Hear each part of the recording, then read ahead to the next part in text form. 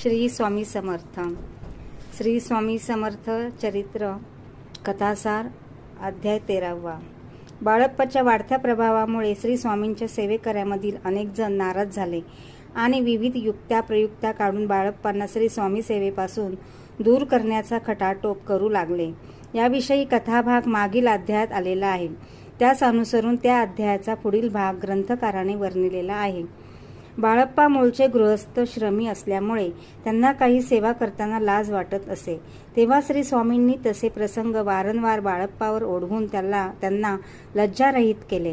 हळूहळू बाळप्पा निसंकोचपणे श्री स्वामी सेवेत अखंड योगदान देत राहिले. त्यांना हा समर्पण भाव इतर सेवेकरांना विशेषतः सुंदराबाई आणि चोळप्पांना जाचक ठरू लागला.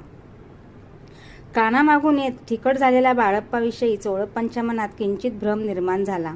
तर एका मध्यरात्री श्री स्वामींनी बाळप्पांना उठून काम सांगितल्याने अकारण वाद निर्माण करून सुंदराबाई रागवली. त्यातच कुण्या एका भक्ताने श्री स्वामींचा चंद्रहार अर्पण केला होता.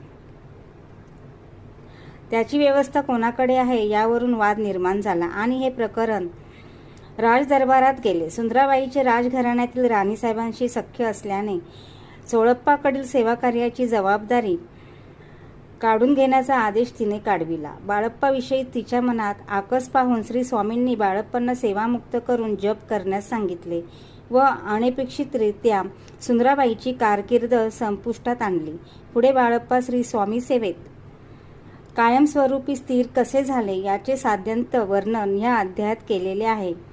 अध्याय 13 समाप्ती. श्री स्वामी समर्थ.